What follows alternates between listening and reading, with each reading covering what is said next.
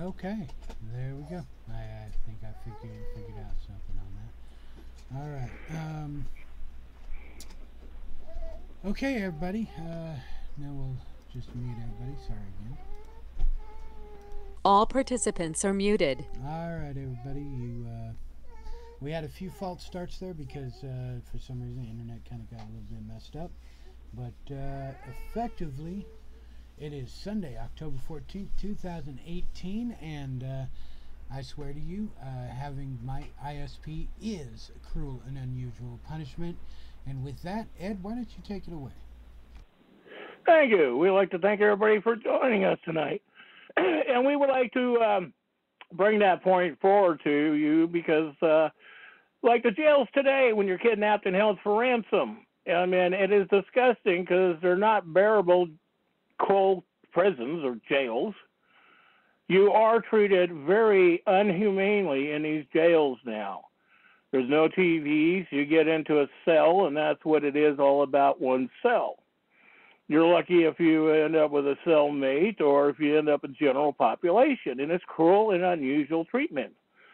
And, you know, all these people like to argue about this fact, and it's like, God, when people start doing some reality checks in their reality world, and they realize that, you know, some people think, oh, well, the guy should go to jail because, oh, that's right, you know, he didn't have a driver's license, or he didn't have insurance, or he told a public servant off. We do have that right to tell him off. And so once the people start comprehending to the real truth of the real world instead of fantasy they live in called democracy of the devil, and that is the one thing, and, you know, even the Christians love to make sure that you are inhumane treatment too. I never met a Christian that didn't, you know, didn't stand up on inhumane treatment, you know, or, you know, even when it comes to children and stuff like this. So it's like the people, you know, it's interesting how people justify things of their own ill actions by religion. And, you know, and we're doing that today, and people are doing that today. And you wonder why the jails, the corporations are running corporation jails. That's the one thing that me and another gentleman were talking this morning, and we would like to have everybody to start doing the research in your state, because we want to get the date that the police department has become in existence. We want to get the authority that they're claiming that they have by Congress or the Constitution. And so we're asking your help to put this out because, see, this is called, you know, cruel and unusual treatment that we get today. You know, people are having their vehicles towed, or they're having windows broken in, they're being assaulted, they're being murdered, they're being shot, they're being assaulted by these public servants. And it's all in the name of, oh, Article 1 Court of Christianity. Okay, that's the one thing, is read your real history. And I'm going to be putting up some more laws here on what the court has said. The Supreme Court has even said about this stuff. And see, and the courts have already decided and stated that Christianity is not part of our government. Okay, and if you want to live that life, go back to England or Spain, because we have a constitution that gives us the right to be free. And we were glad to see when Donald Trump put the executive order in to eliminate the police departments out of the forest and the woods. Now, you're supposed to call the sheriff or United States Marshals, but in our county, Landers is a corrupt sheriff. He doesn't respond to people's responses or emails, and he thinks he's God of the county. And so, and sheriffs don't have authority. The Supreme Court in Connecticut already stated that. The sheriff was an office that was created, not by the Constitution, by, after the Civil War. So we're still getting unfair treatment. People are getting their homes stolen, their land stolen, their personal assets taken by elected and public servants. Now, like, for example, in Lincoln County that I'm posting up, as well as I'm doing, working with one line right now, they want to close more of our county down, put more gates up so we can't go hunting and fishing. And see, this is a deliberately thing done, because in the county of Lincoln County in 1999, they passed administrative rules to give the timberland over to the timber companies. Oh, they said they were paying taxes on it, which is a lie. See, these people lie. That's their job, is to lie. And people believe these lies. Now, you know, it's really sad because they're trying to shut down the roads again. I've been dealing with this for 25 years in my county. I have gone to public meetings. I've stood up. When we had one state senator, Gary George, people, you know, listened to him. He did keep our roads and everything open. And these Democrats keep coming into office, or these new so-called Republicans keep coming into office, and they want to change things so they can make personal gain. They want to sell and trade your public land away so they can make personal gain. And see, that's the one thing, is public land is not for sale technically, and it cannot be sought or traded without the people's autograph on such things. These administrators cannot sit there and change the rules, you know, against we the people. And we the people have got to quit whining and crying and stand up and start being Americans. You know, and we wonder what's going on with immigration. Everybody wants to whine about immigration. Well, there's another perfect example.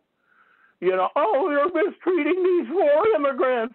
Hey, screw them. What about us who live in this country here being mistreated? How come the newspapers ain't talking about that?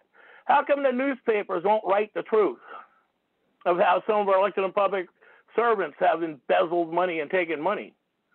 I mean, a perfect example in Lincoln County, I recalled the school board in 2002, and one of the board members that's appointed after Don Lindley left, appointed him, and he is the owner of one of the banks in our county that was recalled as a school board for embezzling $30 million. And yes, we still never got a response on it. I've been attacked by the state attorney general for 20 years on this stuff.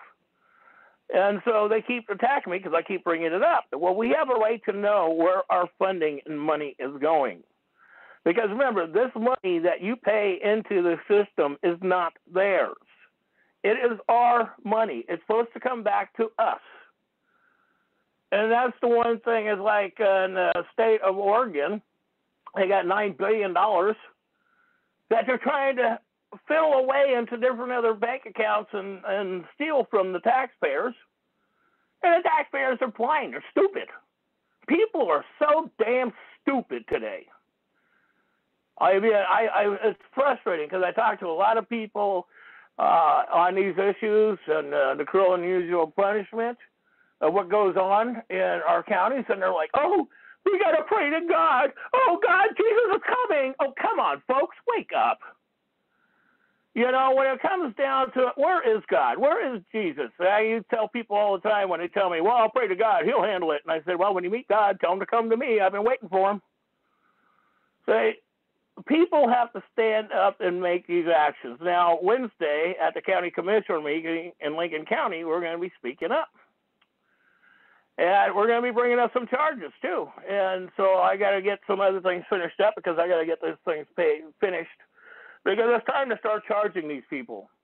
There is no kindness in these men and women's hearts. And once you accept that fact, because they are there for their job, and the only way they have a job is at the taxpayer's expense because they couldn't get a real job to begin with. Let's make that bluntly clear, because most people can't get a real job. And most people today think, oh, I need minimum wage and I need $20 an hour. And most of these people don't even work.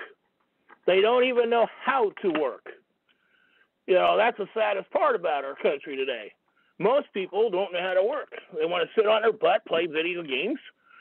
You know, no offense. But they want to sit there and not pay attention to what's a factor in our country and what we're doing today and what our children are not learning today. And now the kids are being duped into Oh, you should trust a cop. Oh, you should trust a county commissioner. Oh, you should trust a city worker. Remember, those people are out there trying to make a living from you, off you. That's how they make the living. Statute, codes, and administrative rules are for them, not for we the people. And once people start standing up to that and autographing these things and signing these things up to make sure that they are a fact, you can make this a fact, folks.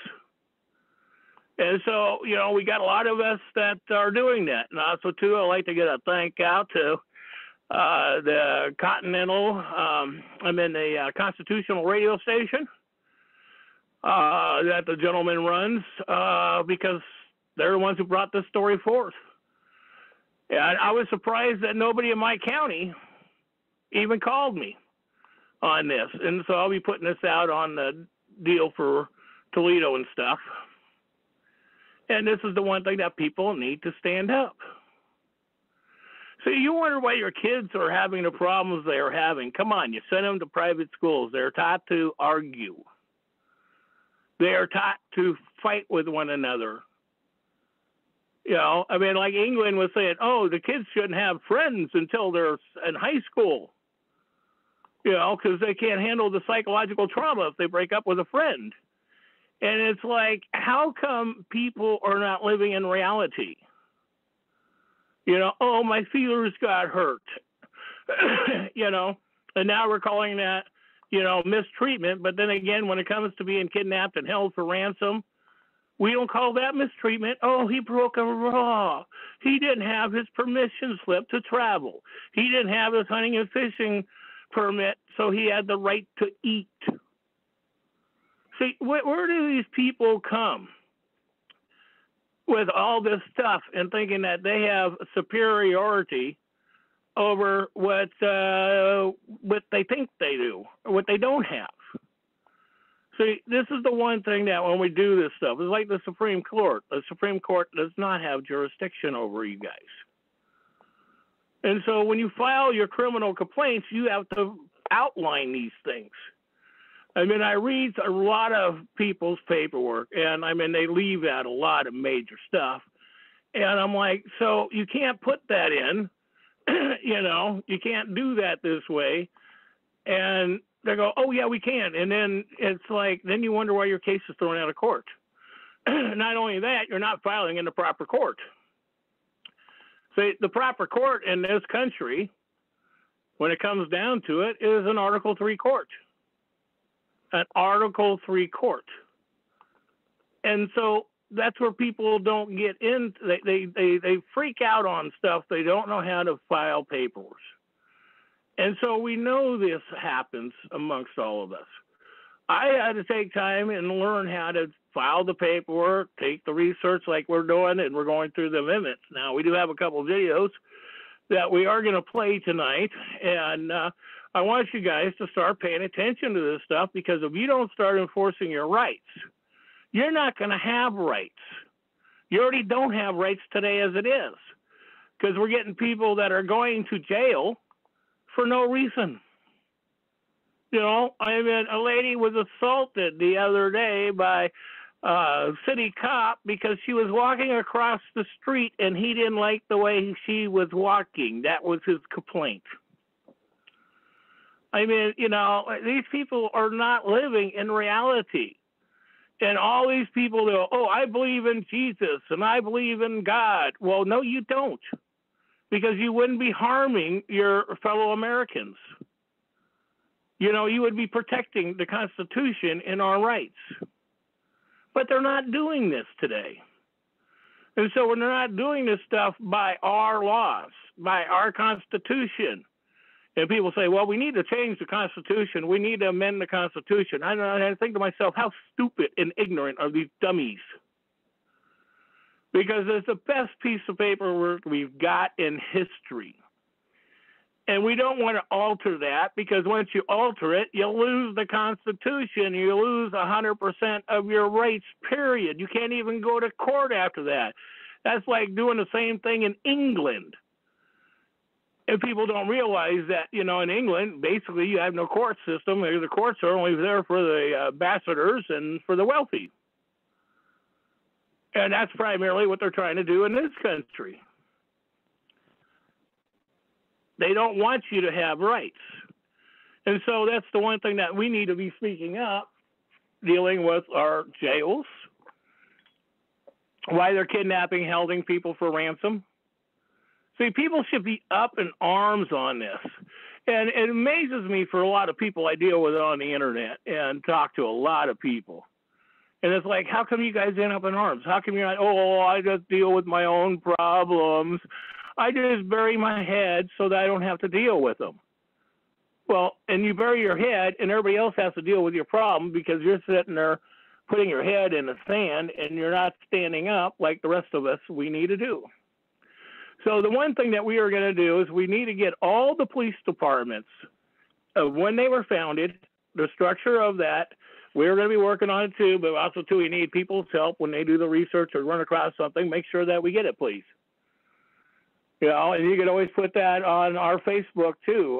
We have the Civil War, 1866 Lawful Bloodline Natives, or Lawful Bloodline, and that is on Facebook. We also too have New Oregon Trackers on Facebook. We have the Recall Cape Brown on Facebook, and we have the United States for America Elected and Public Service Oversights. And see, that's the point, is that we are supposed to be the oversights for our public employees. Now, I do see a lot of people still using the low C citizen or writing this stuff in it or claiming to be, what do you want to call that, inhabitant. Well, if you're an inhabitant and you're doing this stuff, you're saying that you are not an American. You're a foreign corporation under the British ruling. And I sent this stuff out, and I give the people this stuff, the education stuff to read. I give them the laws to read. And how come people cannot comprehend the laws? They want to argue with some of this stuff because they don't realize what their rights are. And so that is the one thing that is so frustrating to all of us. You know, we all are dealing with this crazy life that has been portrayed to us. You know, I mean, our forefathers after World War II, everybody was making money and nobody cared about the future and they were just flooding everything out. Why they were taking us over by Nazi Germany, because the cops today are running like Nazi Germany. The jails today are worse, or just as bad as going back to the Christian Crusades. There's no difference in the jail structures. There's no difference of what's going on today than what was going on 300 years ago, 400 years ago, 500 years ago. Just because we have technology that they didn't technically have back then, and we're fighting this stuff today. See, why are we still fighting all this crazy crap when we're not supposed to be fighting this stuff? To me, it just does not make sense. You know, I mean, even the courts, you know, we have the paperwork, the courts are free. So long as you're a Native American, they can't charge you on this stuff. The truth is there. And so that means the truth is there, so we have to start standing up for this stuff. Now, in Lincoln County, we're getting ready to go after the county commissioners because they want to close off more public access. Now, if anybody been around Lincoln County, now I understand that on 1000 Line, they put a gate going across 1000 Line.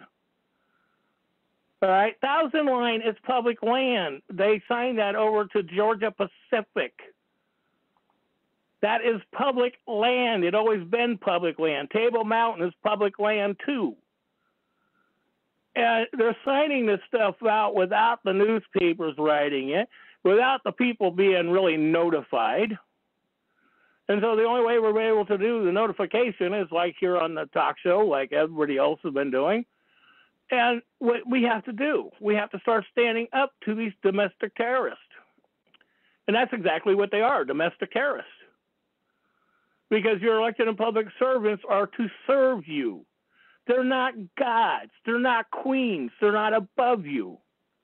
They are beneath you. They are your servant. And once you start realizing your servants have an obligation of duty under 5 CFR, and if you haven't read 5 CFR, I encourage you to read the laws. And I encourage you to read what they are supposed to go by, what their job descriptions are. And see, that's the one thing that, everybody keeps going after Donald Trump because he's eliminating this program, doing that. We want the programs eliminated.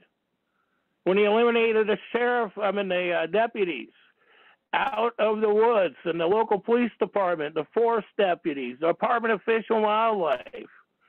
And that means the Department of Fish and Wildlife, folks, they're not supposed to be in the woods either. See, when you read these stuff, now act on it, and people go, oh, well, people are going to go out there hunting fish, and they're going to take food because they didn't pay the privilege of life. Well, lawful bloodline Americans don't have to pay the privilege of life. We already paid it with our blood on this soil. When the Bankruptcy Act happened in 1933, the British government went bankrupt to we the people. We the people did not go bankrupt to the banks. The only way that happens is if you got a credit card. If you got a credit card and you're doing that, well, yeah, you can sort of see where that comes into place.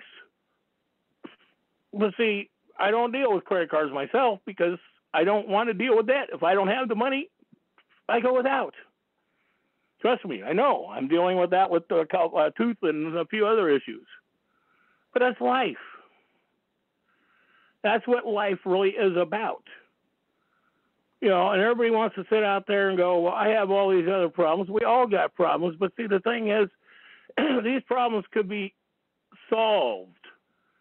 Less work for everyone if people started working together and start doing this.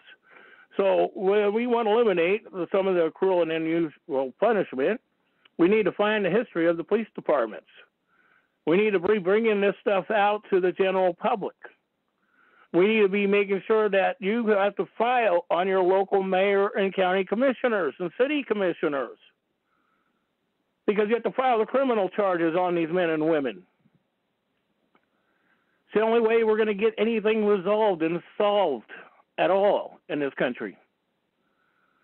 We've got to take this country back. We don't have to do it by bloody war again. We can do it by the paper. But it's getting more and more people to stand together, and we're slowly getting them, and they're slowly coming together. I've been seeing that recently, and it is good to start seeing this, but folks, you got to stand up on your hunting and fishing rights. I mean, even, 15 years ago, they tried to actually close down the Oregon coast beaches. You couldn't go on the beach because that was an environmental hazard to the wildlife that survives on the beach, sand crabs, sandpipers. These people coming up with all this stuff, they need to go back to their countries. They don't need to be in our country. They don't need jobs. And it's our fault for having employment of these type of people in our country. And that way, when you start seeing these men and women do this stuff, you have to speak up.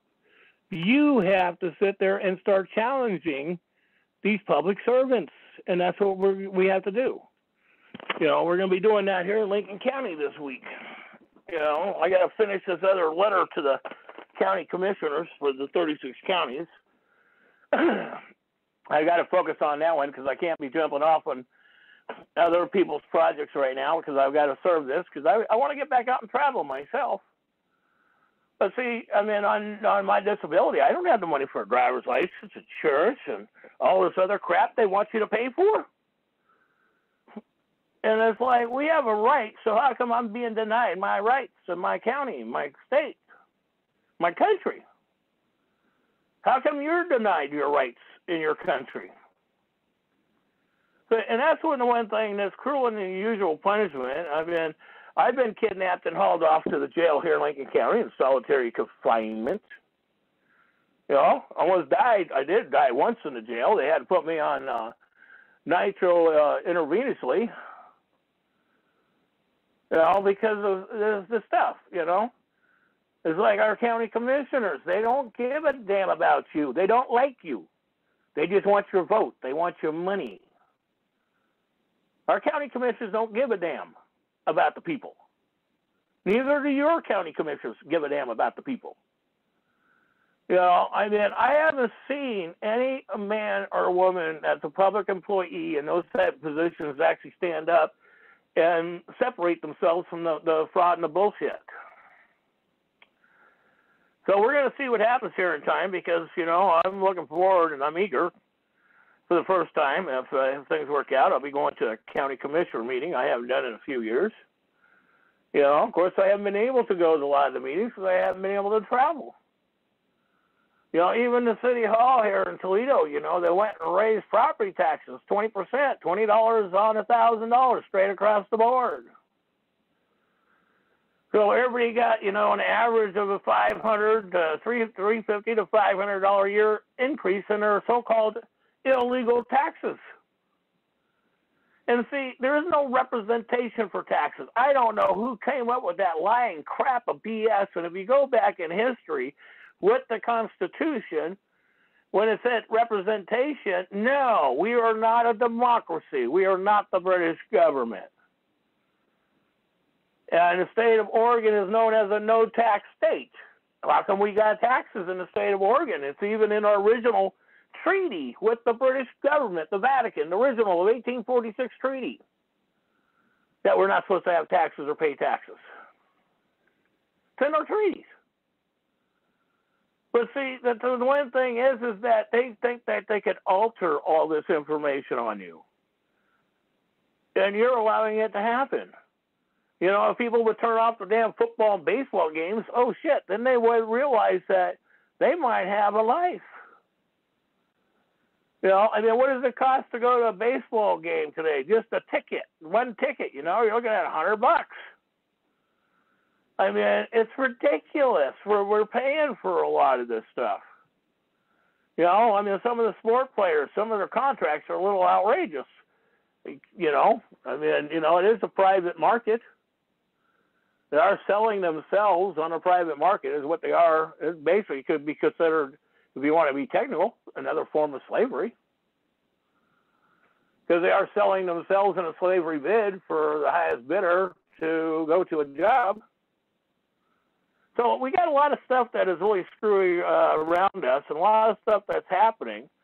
But the one thing I do want to thank those elected and public servants who are honoring their oath and everybody else who's starting to stand up and starting to work. And we're starting to get more and more people to work together on these issues.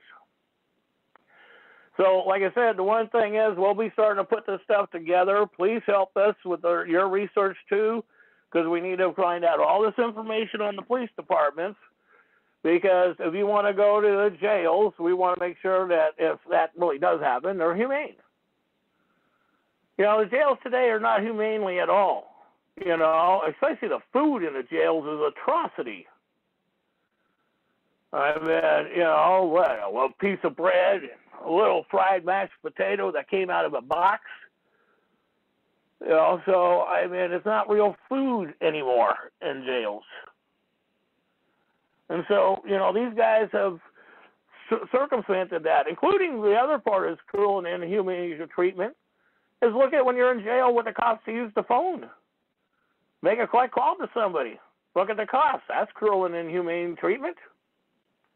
But people don't think about that one.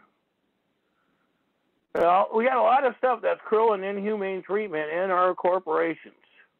And remember, the only ones that are privately funded and owned are private jails in your counties, in some states. But federal jails are federally owned. They're not privatized. They are owned by the public.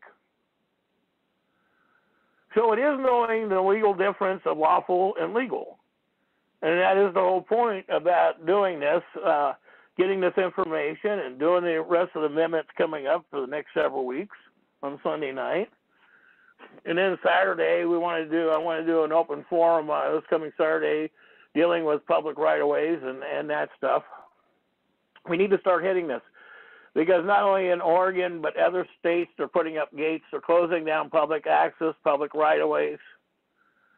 You know, I heard a couple of stories that I haven't had a chance to verify yet. That a couple of beaches on the East Coast were closed down to public access. You know, so I mean, and these are things that we got to pay attention. How do you plan on living and surviving without food, fish, deer, elk? How do you plan on surviving without water? Because these corporations are trying to buy up the water rights in your states and counties right now, and they're doing it behind closed doors. A lot of this stuff's not publicly known. And then once in a while you get something leaked, and then all of a sudden everybody goes nuts. I mean, I can't remember the Dalles up in Oregon.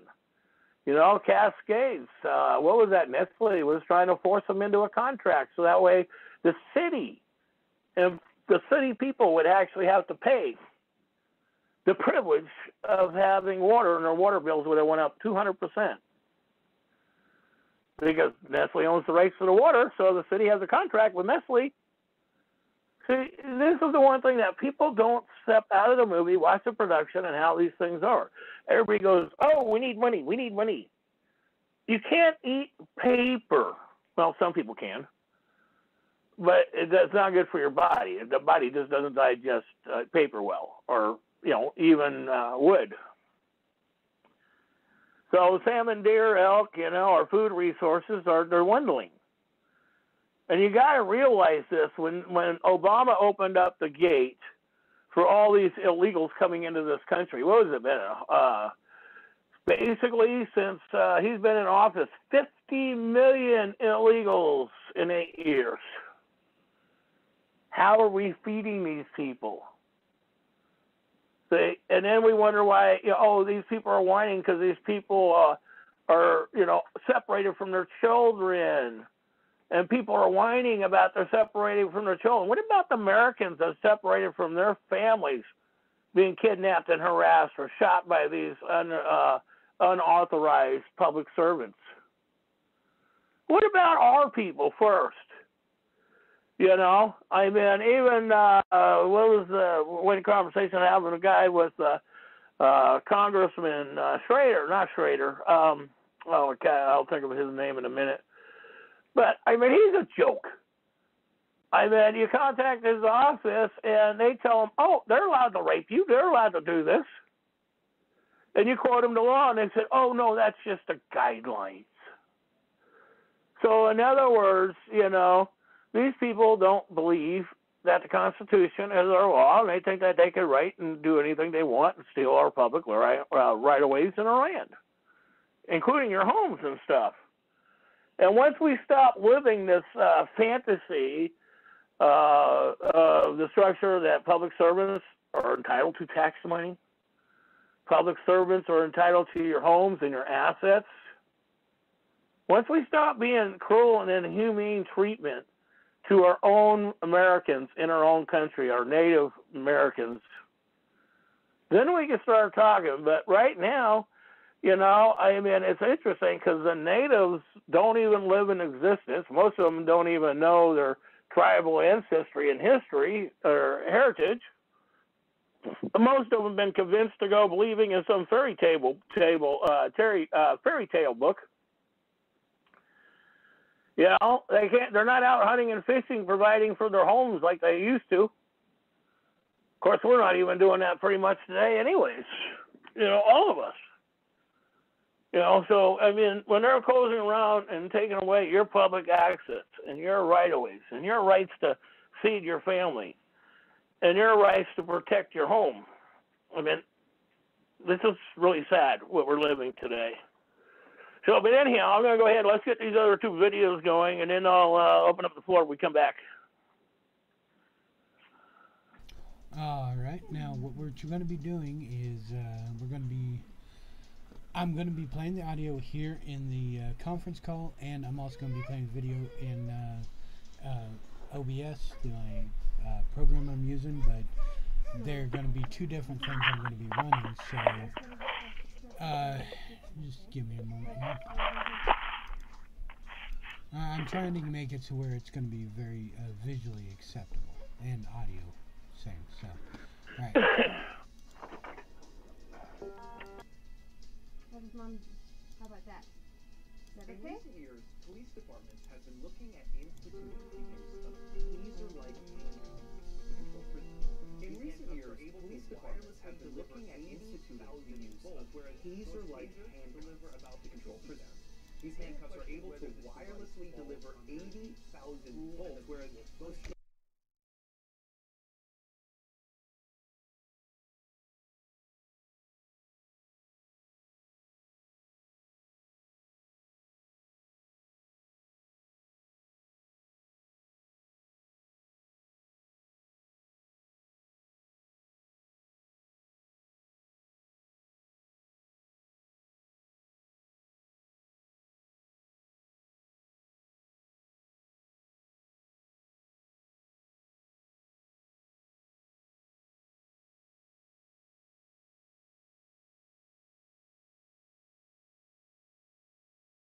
child slavery.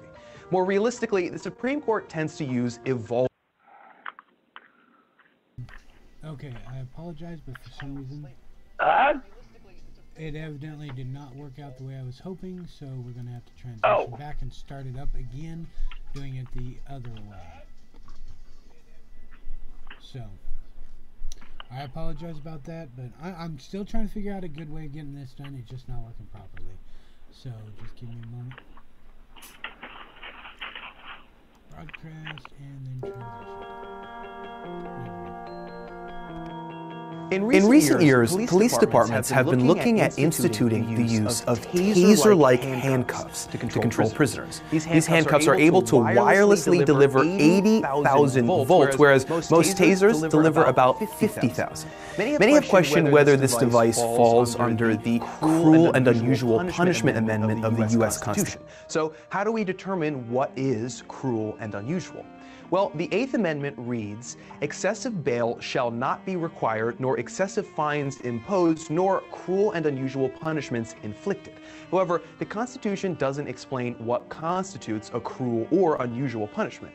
As a result, courts have long debated its intended meaning. One view is that of constitutional originalists, who believe that the state of the country when the Constitution was written should be its guiding principle. This would mean that anything acceptable in 1790 would be constitutional, including things like public flogging, being dunked in water, and even child slavery. More realistically, the Supreme Court tends to use evolving standards of decency based on public opinion. This is established by how state judges and juries around the country tend to rule. For example, in 1977, the Supreme Court decided that giving the death penalty in rape cases was unconstitutional based on the fact that only one state allowed that punishment. The Eighth Amendment has also been applied to the treatment of prisoners with a 1992 ruling prohibiting unnecessary and wanton infliction of pain. While police may argue that the 80,000-volt handcuffs will be used humanely, in their short period of availability, they have already been abused. In a 2014 court trial, a judge ordered his bailiff to shock a prisoner with high-voltage leg cuffs in order to stop him from talking. The judge was soon after removed from the bench, ostensibly for this cruel and unreasonable order. In 1972, Justice William Brennan laid out 4 guiding principles for narrowing down the criteria of cruel and unusual. First and foremost, the punishment must not, by its severity, be degrading to human dignity, which primarily relates to torture. The punishment must also not be obviously inflicted in a wholly arbitrary fashion, nor can a punishment be clearly and totally rejected throughout society. Finally, it cannot be patently unnecessary. Although these guidelines are slightly less ambiguous, they still leave the full weight of the punishment on the court's judgment. Some punishments have been considered to violate the Eighth Amendment, such as giving the death penalty to children or locking prisoners to a pole in the hot sun for hours. In fact, the death penalty itself was briefly ruled cruel and unusual. However, there still are laws on the books which many have considered unconstitutional. Unfortunately, until they are brought to the Supreme Court, there is no real way of addressing potentially cruel and unusual punishment until it actually occurs. If you'd like to dive deeper into the debate over punishment, check out our video on the ultimate form of punishment, execution, right here. In March 2015, Utah lawmakers approved the use of firing squads to execute death row inmates. This comes after lethal injection drugs were discontinued in 2011 when the drug's only manufacturer left the U.S. Thanks for watching Test Tube News. Please subscribe now, and we'll see you next time.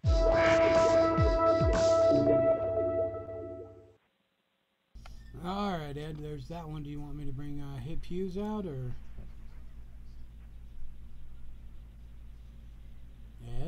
Yeah, you're going to hit the other one, right? Yeah, I was going to, but I mean, I was waiting for you to tell me. But okay, here comes Hip Hughes.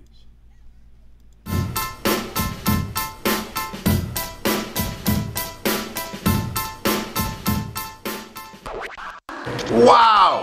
Welcome to Hip Hughes History, guys. I'm Dizzy, and I'm dizzy for the Constitution because we're doing the Constitution for Dummies series, banging out the 8th Amendment. I think words are really important, and if you're going to engage in political debate, if you're going to have an opinion, everyone's got an opinion, let's base it on the words of the Constitution and not your feelings. Although I do think your feelings count. So giddy up for the learning. We're about to drop it on you like a sack of potatoes. Bang. All right, let's look at the words, guys. Excessive bail shall not be required, nor excessive fines imposed, nor cruel and unusual punishment inflicted. Now, before we break up those words, I think it's important that we all understand that the 8th Amendment has been selectively incorporated, and of course you've learned this in previous lectures, that selective incorporation is when the Supreme Court is going to take the 14th Amendment with its prohibition on the states of violating its due process or equal protection of its citizens, and it's going to apply some of the Bill of Rights to the states. So for instance, we all understand that the First Amendment has a protection of religion, the free exercise of religion. So if Alabama passed a law saying you couldn't pray to the fairy room goddess, that would be in violation of the First Amendment, but only using the 14th Amendment's equal protection due process clause to apply that First Amendment. So the 8th Amendment has been selectively incorporated, meaning that we have rules about the 8th Amendment that apply to the states. Now, where does the 8th Amendment come from? Well, if you go to Great Britain and English history, you're really looking at the English Bill of Rights, which has pretty much the exact same language. And that found its way into the Bill of Rights because we so much want to protect our basic human dignity against the tyranny and the power of the states when it comes to punishing people for crimes. So, let's look at some different parts of the 8th Amendment. Excessive bail shall not be required. Bail, of course, is what somebody puts up as a defendant, money-wise, in order to guarantee that they are going to come back to trial. So the concept is that you really can't use bail to be punitive, to punish the crime. You're just using it to guarantee the person comes back. So excessive has been basically said to have to be reasonably calculated, and it has to be used in light of the perceived evil. So reasonably calculated would probably go to the idea that if I work on Wall Street and I'm stealing money from the firm, maybe my bail is going to be $1 million because I work on Wall Street. If I am homeless and I rob a 7-Eleven, the cash register, 50 bucks, I'm not going to get $1 million bail because I'm never going to be able to come up with it. So it needs to be calculated reasonably depending on the circumstances. And also on the perceived evil. So if I chop up 1,000 people into little body parts and spread them all over the city, my bail might be $1 million, probably should be $1 gillion. As opposed to if I, steal a Twinkie, my bail obviously can't be the same. The perceived evil. Excessive fines. Excessive fines has been clarified and defined by the court by saying that you can't have excessive fines without due process. That you can have high fines, but there has to be due process. So if a jury awards somebody with a disease living next to a power plant $1 million, that might seem like it's excessive, but excessive is really in the eye of the beholder, and you've had due process as the corporation. You've had a jury trial. Now, if we pass a law and we fine you $1 million a day for polluting too much, that's probably excessive because you as a corporation have not had a chance to respond. There's no due process. Now, cruel and unusual punishment inflicted. That's where you're really going to get into the debates about the death penalty and torture and those types of things. First, I would say that this has been defined in terms of what violates cruel and unusual. It's and, by the way, not or. So you can be cruel, but you can't be cruel and unusual. You can be unusual, but you can't be unusual and cruel. And one of the most famous court decisions in 1972, Furman versus Georgia, the Supreme Court came up with basically a test to find out if something was violating the cruel and unusual language of the Eighth Amendment. Number one, they said that the punishment can't be degrading. It can't be torture. It can't be used just to totally humiliate you. Number two, it can't be arbitrary. It can't be kind of like in the eye of the beholder. It has to be really clear that this is the punishment. Arbitrary means that you're kind of, winging it. And number three, it has to be totally rejected by society, or if it's unnecessary punishment, if it's just being done not for justice reasons. So using that test in 1972, the Supreme Court ruled that the death penalty violated that. And everybody that was on death row got off their death row, was converted to life sentences, like Charles Manson. He was given the death penalty for those murders, the Sharon Tate murders, but he's still alive. That's because of the 72 Furman decision. And then the court reapplied the test to the death penalty in 1976, Gregg versus Georgia, and they reversed themselves. But you still have that test. So if a state passes a punishment law where they're going to hang people upside down on crosses on Main Street, that test would say that that would be unconstitutional. There's some other selectively incorporated rules. We don't execute minors in this country. We do not execute the mentally handicapped in this country. But other than that, it's really up to the states to kind of decide for themselves if they want to have the death penalty. You can have that debate down in the comments below. The only other case that's really applicable here, and I have a problem saying the word applicable, but is Harleman versus Michigan, which was a court case that tested whether or not sending somebody to life for prison for a drug offense violated kind of the cruel and unusual punishment language. And the court basically said that it did not. So if you have a state law like 3 strikes and you're out, and then your 3rd strike is you robbed a 7-Eleven and now you're going to get life imprisonment, that might seem excessive, it might seem cruel and unusual for the crime, but the courts have decided that that's not, that the states can decide for themselves whether they want those laws. I talk too much, but you're growing your brain, aren't you? All right, you can check right here. Actually, if you click the monkey will take you to the playlist for the Constitution for Dummies series. And I'll tell you what, if you click Benjamin Franklin right there, you can subscribe to Hip Use History. How much fun would that be? I mean, really, think about it. Clicking Benjamin Franklin would be so much fun. I know that you're doing it right now because you can't hold yourselves back. All right, that's it, guys. Make sure you check the description. We have lots of other EDU channels that you should be checking out. And thank you for tuning in. Remember, where attention goes, energy flows. And I think I'm done. See you later.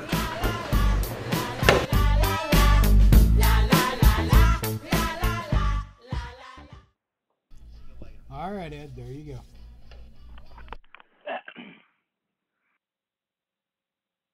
I'm back. Anyhow, see, this is the one thing that we're going through in our country. And, it's up to us to pay attention to this stuff. It's up to us to do this stuff to make sure that our children are not going to live in this, cruel and unusual life that we're living in today. And so this is the one thing, like when they're trying to do this, close down a forest and more taking away your rights to feed yourself, taking away more and more rights to even have your own child. I mean, that's what gets to me. Your own child, and they kidnap the child for personal and financial gain. And you've got to realize that this is a reality that you are literally living right now today. You folks, we are living this. And so we do have solutions to stop these issues. We do have these circumstances to do that. And the other point is that people say, oh, well, we're going to vote it out. No, we got to file the criminal charges on these men and women. See, that is our responsibility to make sure our elected and public servants do their position, their public servitude. I mean, it's really interesting when I look on the internet, like the county commissioner meetings in Lincoln County, and they're saying that, how they're supposed to protect the community and work with the people. They don't work with anybody. See, that's what shows me how ignorant people really are, because they think that these people are going to work with you. They're only going to work with you for personal and financial gain. And that's really what it comes down to, personal and financial gain. And once you start realizing that these men and women are not there to help you, you know, I mean, it's like I've talked to people who have gone through cases where, you know, even 14-year-old girls were raped in this county, and they didn't do a damn thing for the children. They didn't stand up for the children. And that is a shame, you know, that the district attorney didn't give a damn. So what the hell do we have a district attorney for? You know, we have police officers that are revenue agents. They are not your friends. Their job is to bring income into the city, county, and state off of you, off of your personal assets. And so that's why when it comes down to this, and, you know, I tell people, I mean, I've got the filings on property rights and stuff, and people need to start supporting this. And then people go, oh, well, I can't support that because we need to pay the taxes. And how do you think the roads are going to get fixed? Well, it shows me how stupid people really are when they sit there and how the roads and bridges are going to get fixed. The money is already allocated. When you buy a gallon of gas, when you buy insurance, when you buy tires, when you buy auto parts, it's already in all the sales. It's already in all the structures. It's already there. The infrastructure is already there. So when they sit there and say, oh, we need to raise this money for this bridge or this road, where did the money go? Perfect example, 2005. The state of Oregon misplaced, or actually they still never found it, $500 million from ODOT's revenue. $500 million from the revenue gone. And did anybody, the county commissioners, the state employees, anybody give a damn? No, they want their money. See, they're not there to help you out. That is the one thing that people got to start realizing. They're not there to help you out unless they are actually doing their job under the Constitution. And that's the one thing that people need to realize what the Constitution is. People say, oh, we need to adopt it. We need to change it. We've already got a perfect instructional plan for our country. We don't need to change it. We don't need to adopt it out. We need to actually make it work. And so that's why we're asking people to help us right now with the deal for, you know, the police departments. We want to get all that lined up. Once we get all that lined up and we start getting that out, and people can start seeing what the truth is. And that's what people need to do, is start researching the truth. And always don't think about yourself first. Most people think about themselves first. Don't think about yourself first. Think about the neighbor. Think about your family, your friends around you. How are they surviving? How are they getting through it? You know, it's a tough deal. And that's the one thing that the Democrats still want to be able to bring in all these new immigrants. We need to know who's coming into our country. And that is supposed to be the job of the police and sheriffs. But, you know, they turn their back on immigration, especially in the state of Oregon. You know, Governor Kate Brown has an order out, if any public employee turns in an immigrant, they lose their job. I mean, you know, that's redundant. And even Kate Brown is not even an American. She was born in Spain. And people say, well, her parents might have been in the military or something. I don't give a damn. The Constitution, even Oregon State Constitution, says you have to be born on this soil, the 48 state soil. Doesn't give you any other privileges because you're from another country. See, that's the one thing that Democrats rape, rob, and pillage. And then people think that they have a right to this stuff. They don't. See, that's what gets to me. These people, men and women, don't have a right to this stuff. They don't have a right to our country.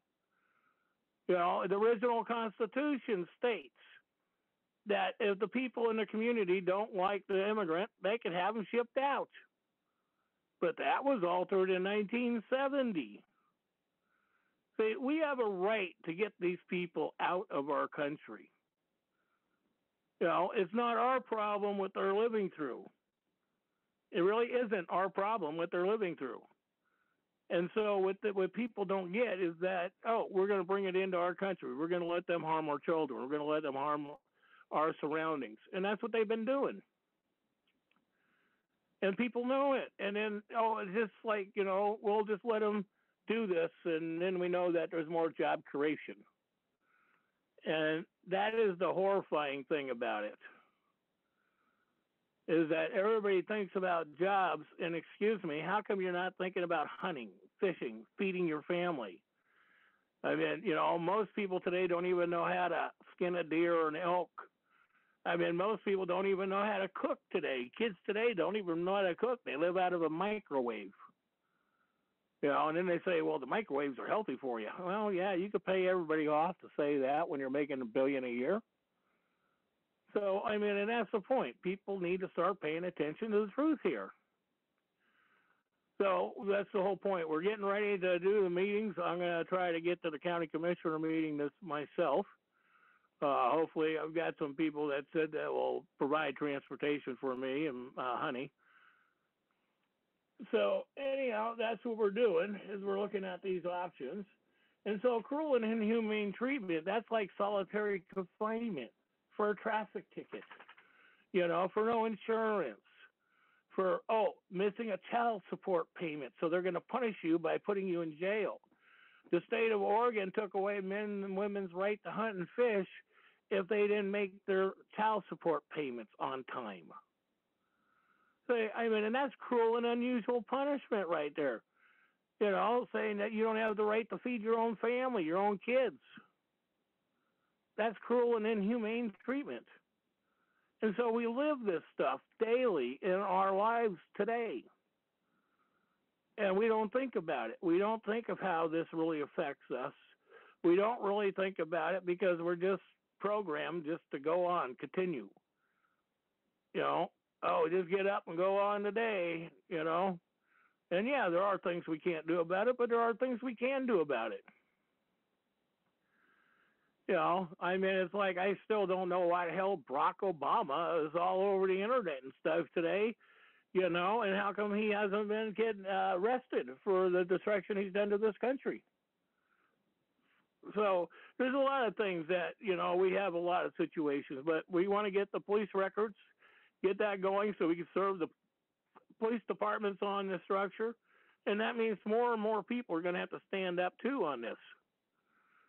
You know, and that's the one thing, when you start standing up and protecting your family rights and your rights, now you're starting to be responsible. And that's what we need, responsible men and women. And so that is the one point of coming up with that, and that is properly educating the children too. So with that, we'll open it up, see if anybody's got any comments, and we'll go from there. All right. Thank you for listening to the Ed You Know Show. Now, any comments? Let's get it open. All participants are unmuted.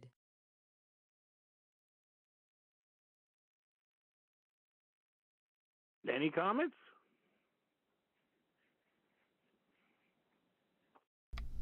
Well, okay. They might be thinking you talking go ahead. Is cruel and unusual. You know, on this cruel and unusual punishment, it seems to me like a lot of what I've heard about you has been cruel and unusual punishment, Ed. It seems like the system has been a little bit mean and angry at you over the many years. Mm-hmm. And yet, where's the remedy?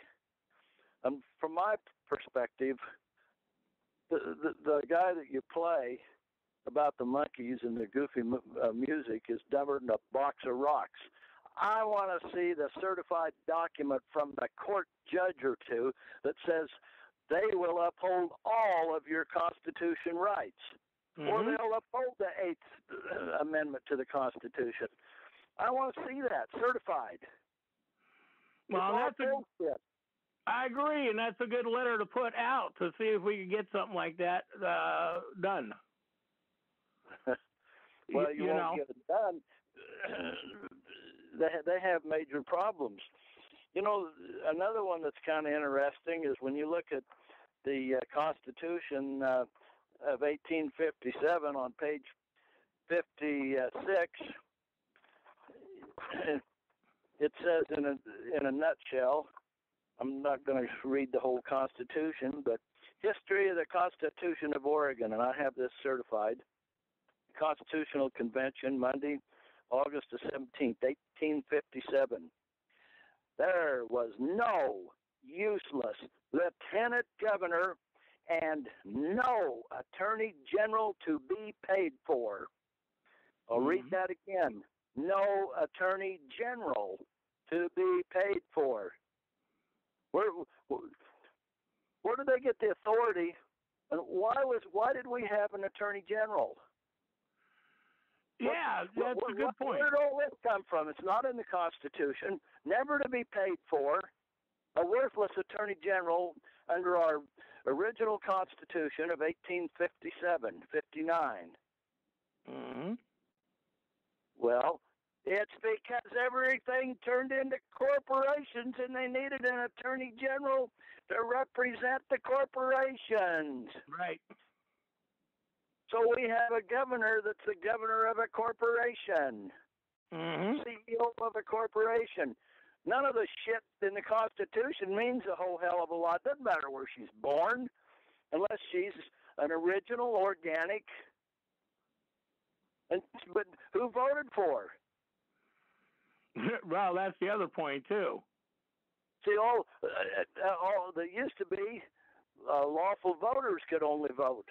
Well, they changed that under the 14th Amendment, and then you had the small C citizens that they give certain voting rights to, administrative voting rights, for the corporate side of it, for the 1871 corporation. So we have all this fraud, deceit, and dishonesty.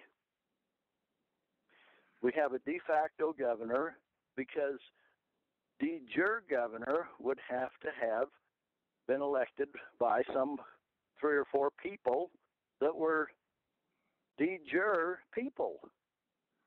Right.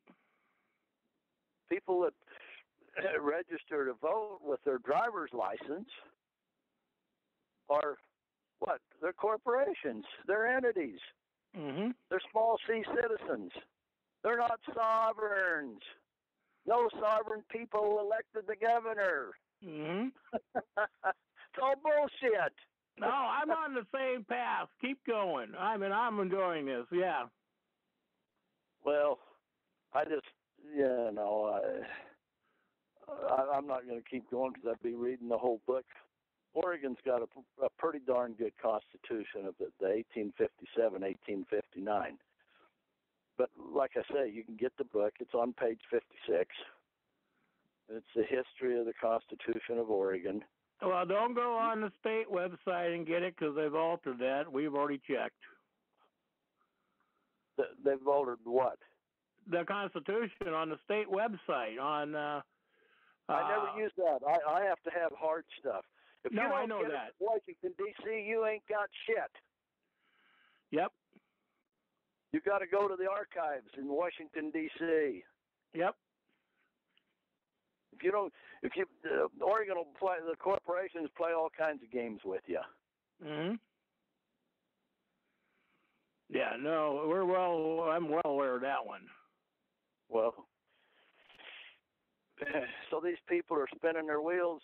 Oh, the Constitution, the First Amendment, the Second, Third, Fourth, Fifth, Sixth, Seventh, now we're up to the Eighth.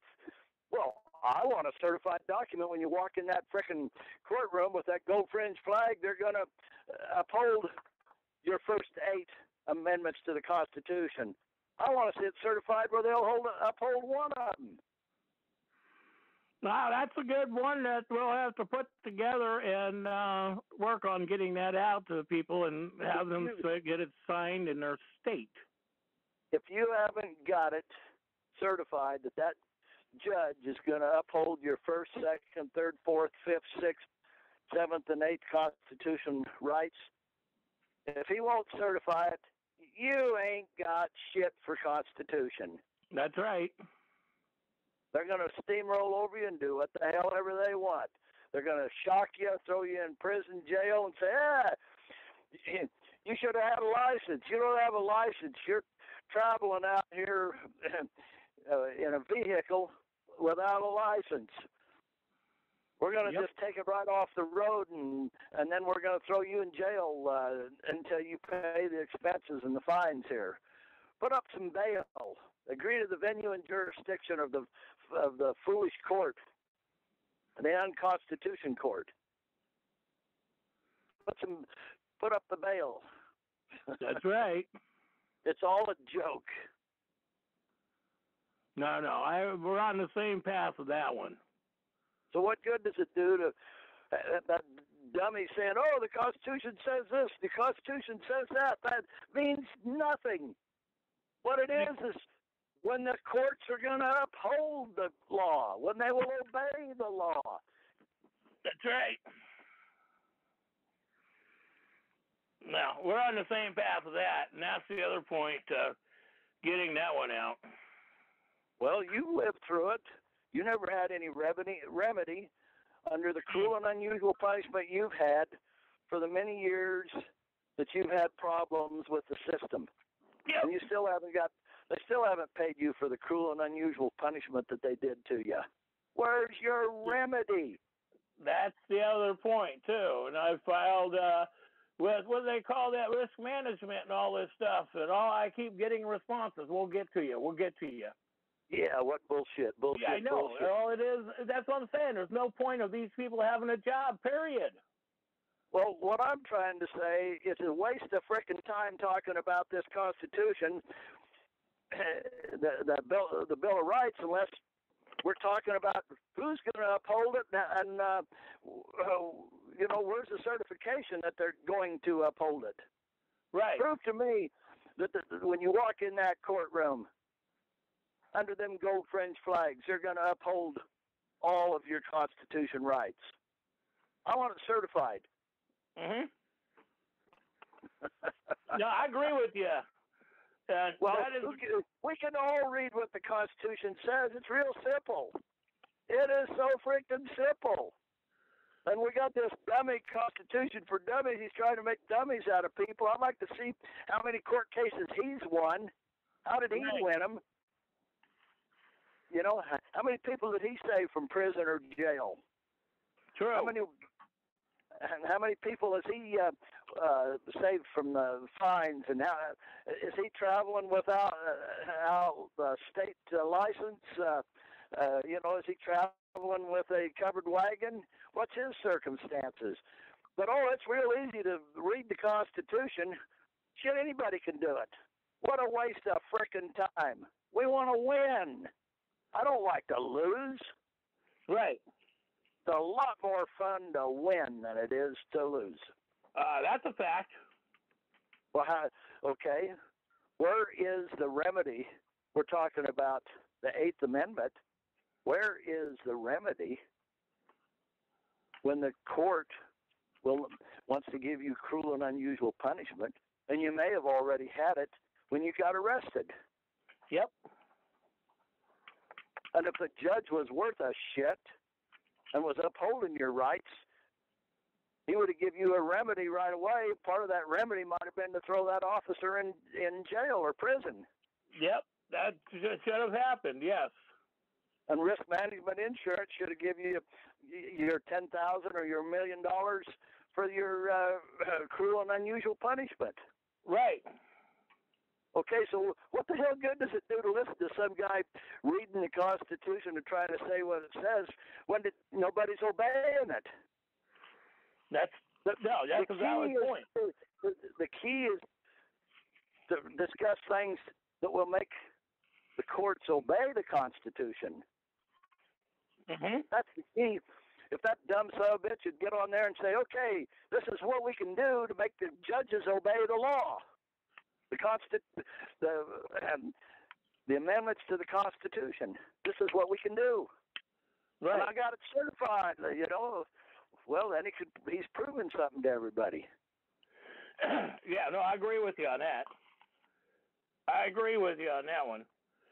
But it is getting a point to get people to start asking these things, get them off their butt and start getting it. And the one major point that you state all the time is certification, and that's the one thing people need to do that. You know, you need to get your information certified.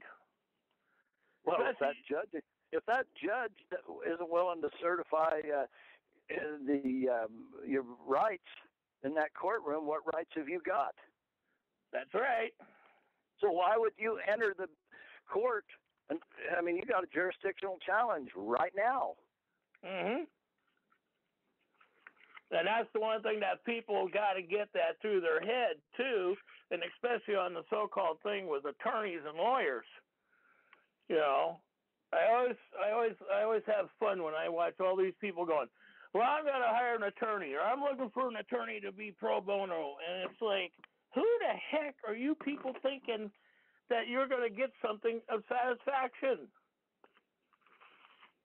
You know, I mean, I know I've been living this stuff in this hell for the last 25 years in my county. That's what I say. I know. And you still haven't, and you haven't had a remedy. Like you right. say, you keep sending the bill to the risk management insurance, and they've never given you a remedy yet. Nope. So what good is the 8th Amendment to the Constitution if you can't get a remedy? Mm-hmm. We need to be working on the remedy, not what it. Oh, this is what it says. The dummies for the that son of a bitch is dumber than hell, and calling everybody else a bunch of dummies. Thank you. You got it. That's what the whole thing is he's been doing. You know, saying that we're all stupid. Yeah, the Constitution for dummies. What a joke. You know.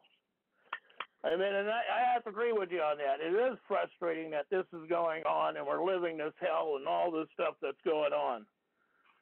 You know, and then, you know, that's the whole point, is getting this to make sure that we're getting the affidavits out there, getting the information. And the other thing is putting something together to start getting these county commissioners to certify their oath. And that could be even put on a ballot structure that anybody who runs for office has to certify their oath to the Constitution. Not that I'm going to support it. I want an oath to the Constitution itself. Because when you read it, go ahead. If you read the Constitution of the state of Oregon, that's what it says. They're going to do, and and it also gives you remedies if they don't. Mm-hmm. So they're not obeying the Constitution, they're obeying corporations. That's right. You know, and that's even going on national and nationwide, too. And that's the one thing that in our country, we're not supposed to be a corporation or tied to any other foreign countries or administrations. And that's the one thing that, go ahead. In the circuit courts of Oregon, did you ever get the statement from them, the mission statement? No, I've been still fighting with them, trying to get it from them. Okay, now see, this applies to the Bill of Rights. Our Constitution was never set up for corporations, corporation courts. Now, I take Oregon because we have so much.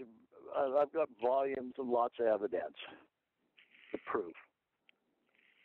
Right. So the circuit courts of Oregon have mission statements. They're corporation courts. Mm-hmm. And you've been trying for 6 months, give or take, to get a mission statement, and you still haven't got it. Well, and that's the one thing. If I do able to get to town this week, I'm going to be going there and asking for one. Well, good personally, because seeing that I haven't got one emailed to me, and the phone conversations I've had fell on basically deaf ears because they don't want to respond. Well, you definitely got a copy of the mission statement that I sent you. Yeah, I know. I've got that one. Right. For the And, everything is a counterfeit. And that's why they're not upholding your Bill of Rights. They don't give a shit about the Bill of Rights.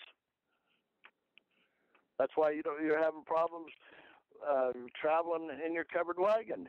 Yep. That's why all the people are having problems. That's why they're stealing the children.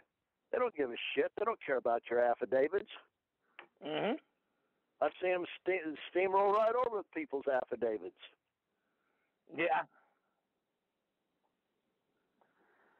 So have I, and that is the frustration we're living, because having honest people in honest positions, because where are the honest people?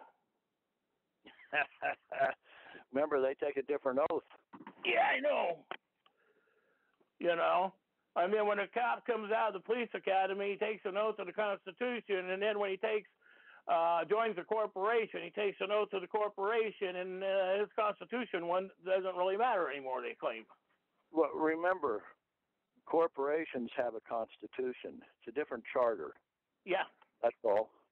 So they're taking an oath to a different constitution, a different charter. Right. So, and I read some of that one time about 4 months ago or so on your show, trying to show how everyone is deemed to be a corporation right out of the law book. And that's why it's so important to clarify and clear your status too. Well, so is Governor Brown the governor of a de facto corporation, or is she the de jure governor of the state of Oregon? Remember, no de jure people voted for her. That's right. She was elected by a bunch of de facto people. This fraud can go on and on and on. That's all I had to say for now. No problem. Somebody else can talk. Okay. Anybody else like to bring up something on this? Well, anyhow, I just want to say thank you for your input, because that is one thing we need to get people to start comprehending this stuff. When you don't have public employees that are honoring their oath of servitude, that is the problem we have. And you have the problem yourself, folks, because, the guy brings up a valid point, and that is one thing that, maybe we could do a ballot measure or initiative in the counties that anytime an elected official has to honor the constitutional oath or they go to jail. And that the agency is going to fight against that, but people are going to stand up for it. And that's not a bad amendment to put in, even though that technically voting is a fraud anyways. Because we never voted in this country primarily until recent years.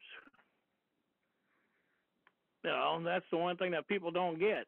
Voting is a new structure just basically created in the last 110 years. The country didn't vote prior to the Civil War. On the East Coast, they were voting on how they were trying to pay their tax fees and all this crap. That's why we ended up in the Civil War, so we weren't paying this stuff. So it is a frustration we are living. So, but anybody else like to bring something up?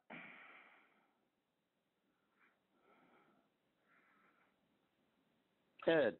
Yeah, go ahead. Is there a supremacy clause for the judges? Yeah, they're supposed to be, yes.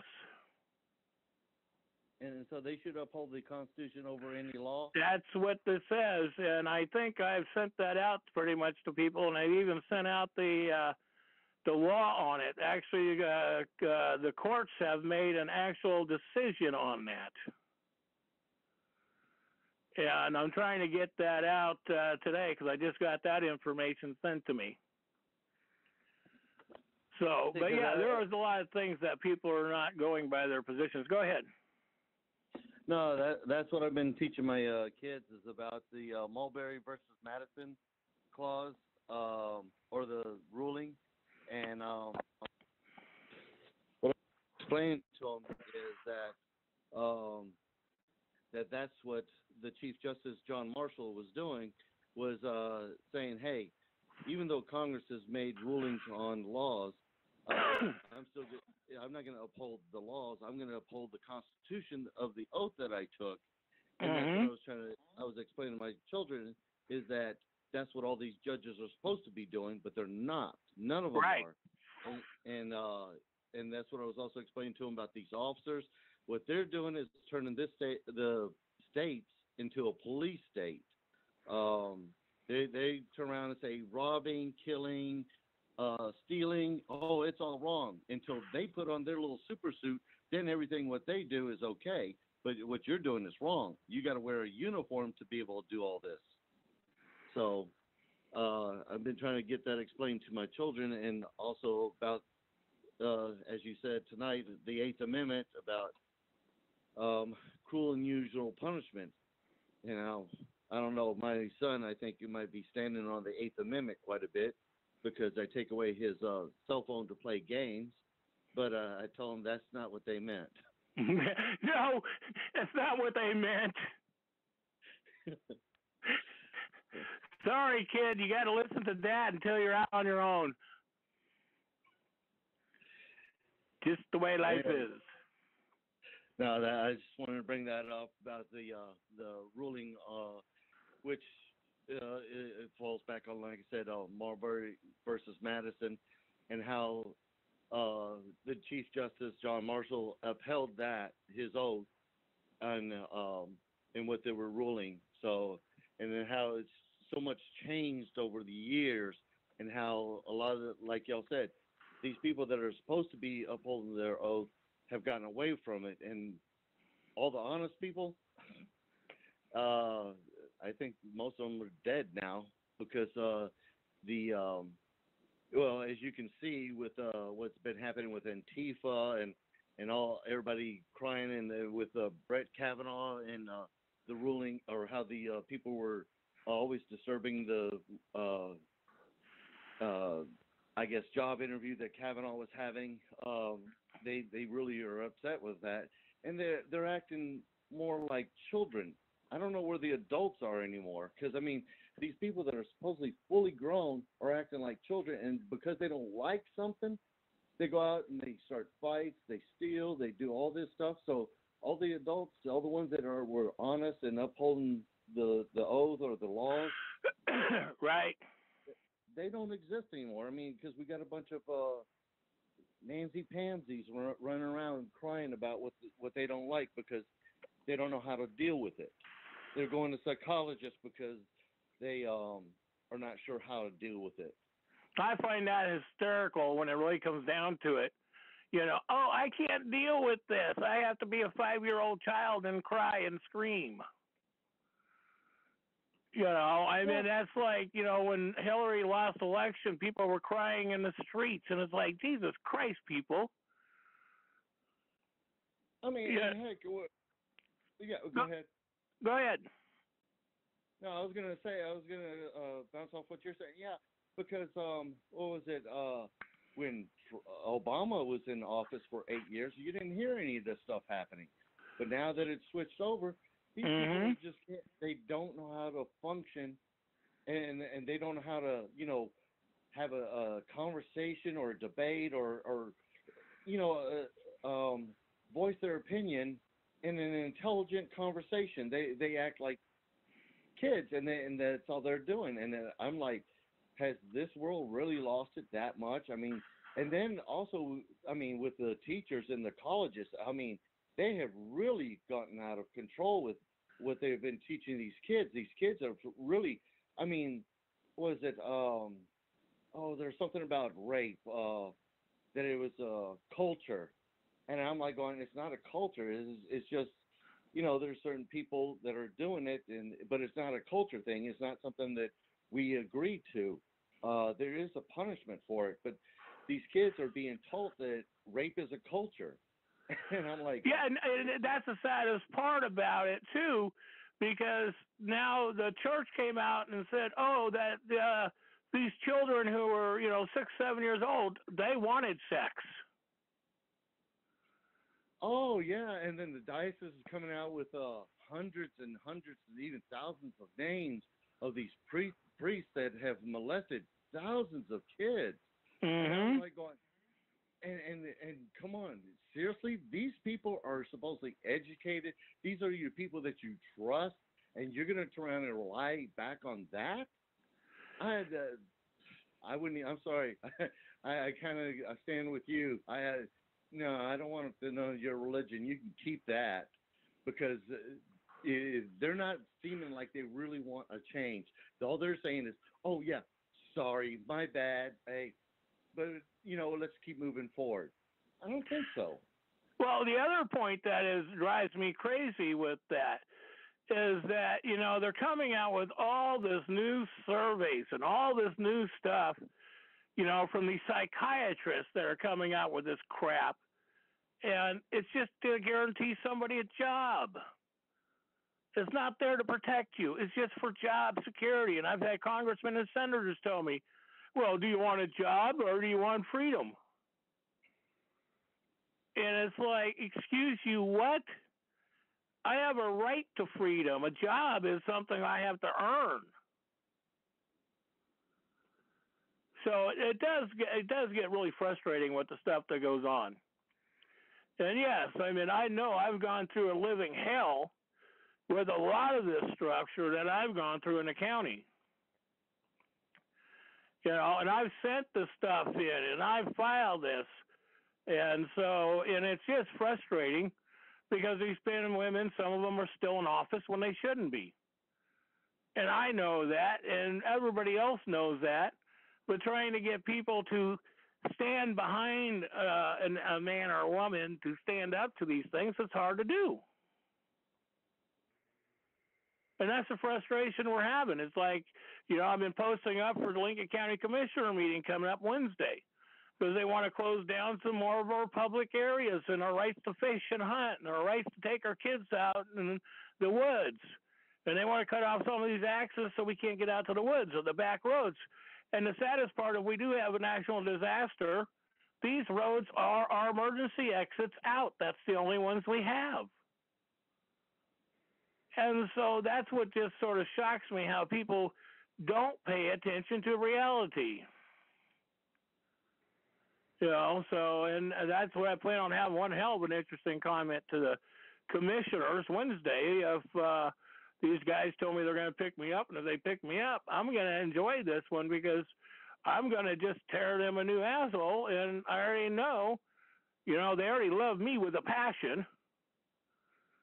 So I just want to make sure that they comment and know that we, the people, are paying attention to the fraud. And I do take a suggestion in, because I would like to have a certification. I'll bring that up Wednesday at the meeting, because we want the commissioners to sign their oath to the Constitution. And if they're not signing their oath to the Constitution, they need to be voted out, or they need to be replaced. And see, that's the one thing people say, oh, you could always vote them out. And that's what I keep telling people, no, you want to do criminal charges on them. May I? Yeah, go ahead. Which Constitution, the de facto or the de jure? They're doing it to the... Go ahead. Remember, you have the documents. I have hundreds of certified oaths, hundreds of them, maybe close to 1,000, different states. Oregon.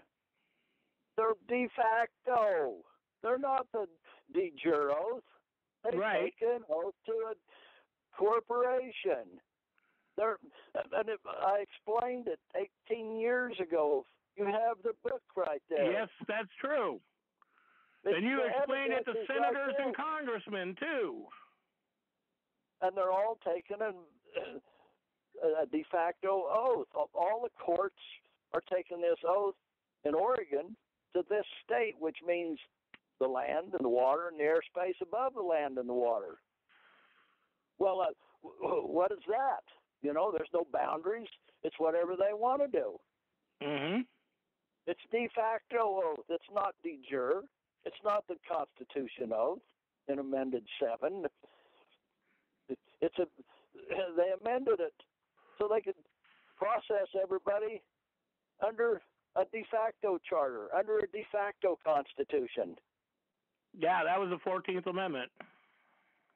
Well, it's that's how they got it. Go ahead. It's under it's under the corporations. Remember, Oregon's got maybe 100 corporations. I don't know. I've never actually counted all of them. I have so many of them. Mm-hmm. I mean, everything is a corporation practically that they operate from. Right. And it's not, none of them are de jure. They're all de facto. I don't care whether it's the attorney generals. I don't care whether it's the Justice Department. They're all, I have the evidence. I have the proof. I know. I have some of it too. We know that one. Well, the Constitution for dummies, he's the dummy. Yep. Let's go into where's the lawful courts at that are upholding the Constitution? That's the courts we want to go to. Where are them lawful courts? That's a good point that we got to be bringing out to the city council meetings and the county commissioner meetings. They're administrative courts. They're legal courts. They're bankers' courts. Mm-hmm. They're not processing people under the de jure law. They're processing people under their corporate administrative law. Mm-hmm. Under the gold fringe flags. And that's one thing that people have got to start paying attention to this stuff, or else there's not going to be anything of what they think is the future. Well, most of them don't know till they have to go to court. Then they, some of them wake up and some of them don't. Anyway, that was it. De jure, de facto. You got the evidence. You can see that all of the circuit court judges take an oath to a fiction, de jure. Right. And they define it. They call it this state. It's got no boundaries. It's just up in the air somewhere. You can't see the land up there. You can't see the water up there. So they're taking just poke your hand up in the air. Oh, this is the oath that I'm the most powerful judge in Oregon that I'm going to take. I'm going to take it to this state, the land and the water and the airspace above the land and the water. Mm-hmm.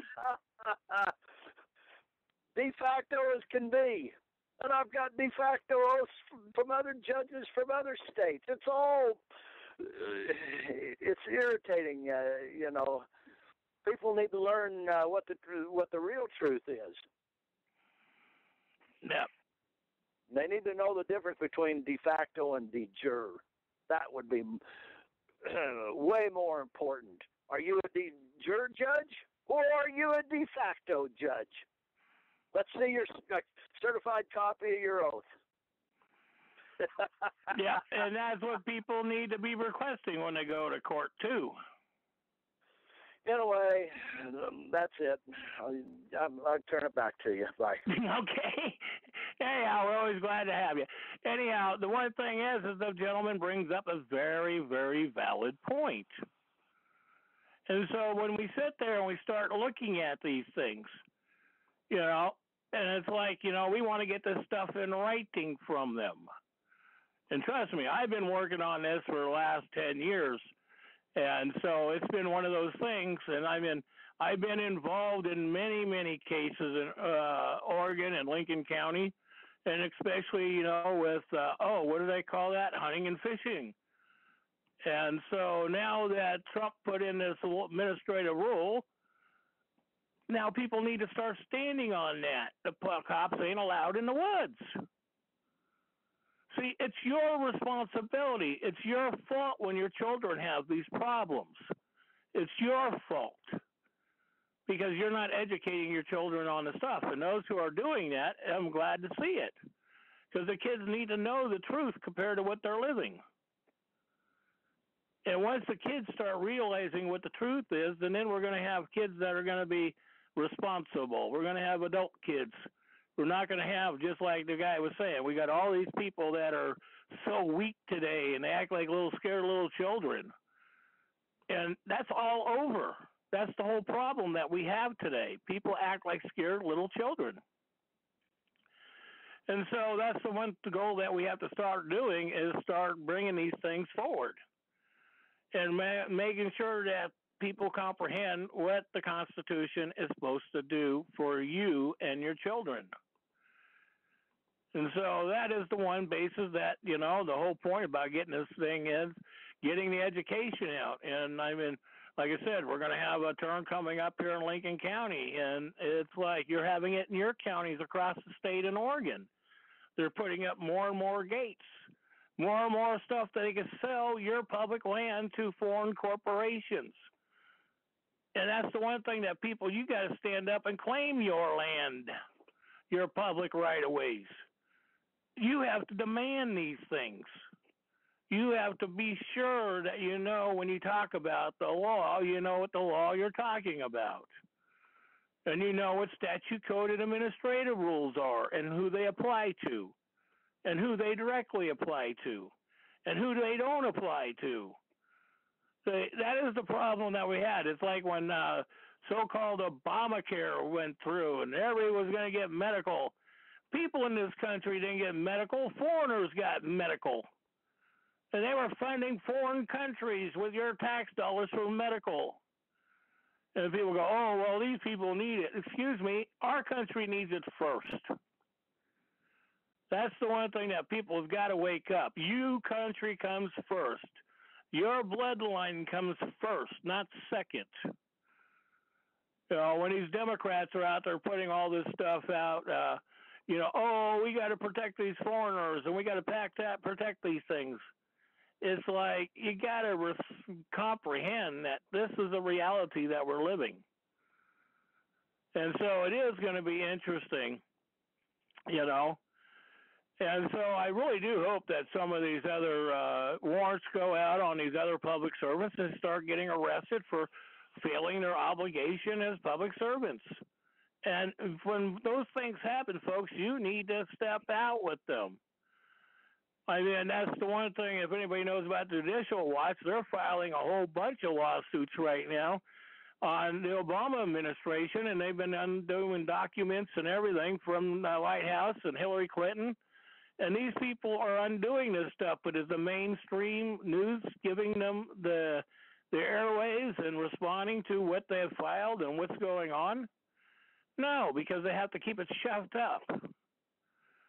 So that's the one thing that people got to realize this stuff, when it comes down to it. So we could have a lot of things happen in this country and, prevent a lot of these things from going on. And that is the one thing is that's a good question. When you go to your city council meeting, ask them what oath they took. Who did they take an oath to? Very important question that the gentleman brought up. And that's the one thing that people need to start bringing these things up to them.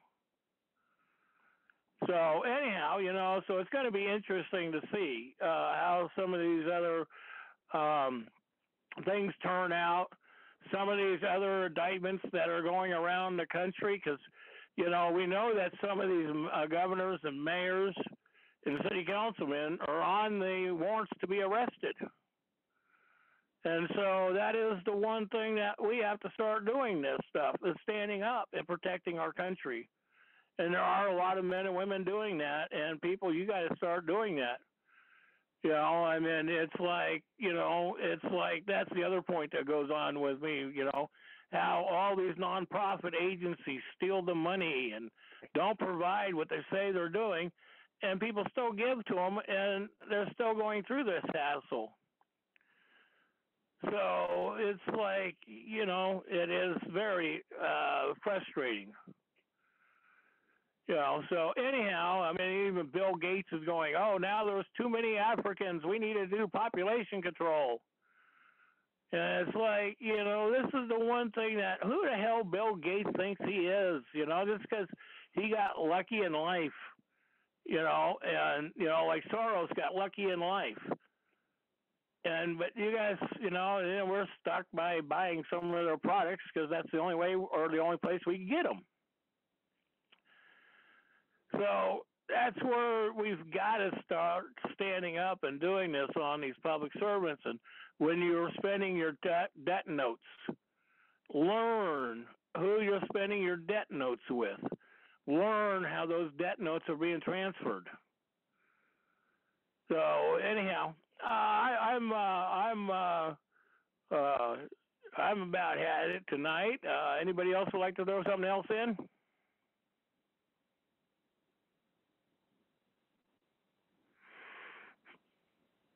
Okay, with that, then we're going to be saying we would like to thank everybody for joining us and the comments that we got tonight. And it is all about education and bringing out the truth and bringing out the structure. And that is what we have to do. We have to do this stuff. So anyhow, I would like to thank everybody for joining us again and everybody's comments because we know people that have been living this structure, been bringing it out, and the point is that we have to know these people are taking an oath to the corporation called the foreign government or to we the people. And that's a damn good question that everybody needs to start asking. We need to ask these elected and public servants. And I know, I've been there before. I've been elected and public servant. And I've been through the gamuts, and I went in to change things, and I was totally attacked, and my family was destroyed. Been there, done it, live it. So that is one thing, you've got to start standing up with the rest of us. Anyhow, with that, I would like to say, may the Great Spirit bless you, may Mother take care of you, and may the Creator bless us all. Thank you very much, Ed. Well, that was a very interesting show today. Hopefully the audio wasn't too bad, and sorry about the late start. That was actually on my end, the internet service provider, and something was messed up with the program I used to broadcast. But other than that, we are not lawyers, attorneys, or any professionals of any kind. Blah, blah, blah, yucky smackety. It showed multiple times, so I'm not going to repeat it anymore. But listen, guys, it's really simple. Unless you get it in writing, it's not worth anything. Unless you get it certified, it's not admissible to any court, even a Article 3 court. So you got to get it certified. You got to get it in writing. You can't be certifiable because, well, they just throw everything out if you're certifiable. But other than that, learn. Research on your own. And we'll see you next week whenever there will be a pop quiz on how far you got your head out of your ass. So I'll see you. Yeah, go ahead. Oh, go ahead. Maybe one of the questions ought to be, how are you going to receive or get a remedy out of a de facto system? Well, where's your remedy in a de facto system? Right. How are you going to get a remedy in a de facto system? De facto's judge. He's not de jure, he's de facto. Mm-hmm. And people need to look up that definition of de facto, de jure. They need to compare them so they know what it means. Yeah, no, that's a good valid point too. And that is the one thing is that, it's like people think that, the police are there to protect you when they're not. The Supreme Court has stated that over 100 times in court cases. They're de facto law enforcement officers. That's right. It's all corporation. In Oregon, it's called the Department of the State Police. The Department of the State Police. Right. That's the corporation. They have a tax identification number. They have everything for the IRS. It's all corporation. How are you going to get a remedy if the court is an administrative de facto judge operating under a flag that denotes the jurisdiction called gold fringe flags? That's why that one guy gave you a good definition. He says, when you go into a gold fringe flag court, leave your Constitution at the door. That's right. Leave your Bill of Rights at the door. You don't have any Bill of Rights. That's what he told you, and he's right. And that's what people need to be waking up on. Right. Look, that dumb son of a bitch is talking about the Constitution for dummies. He ain't got the brains God give a goose. He's not showing everybody how to win in court. He's not showing anybody how to handle the jurisdiction. He's not showing anybody how to take on the de facto system and win with a de jure system called the Bill of Rights. Mm-hmm. Waste of time. Anyway, that's all. You guys have a good evening. All right, we'll talk to you soon. You have a good night, too.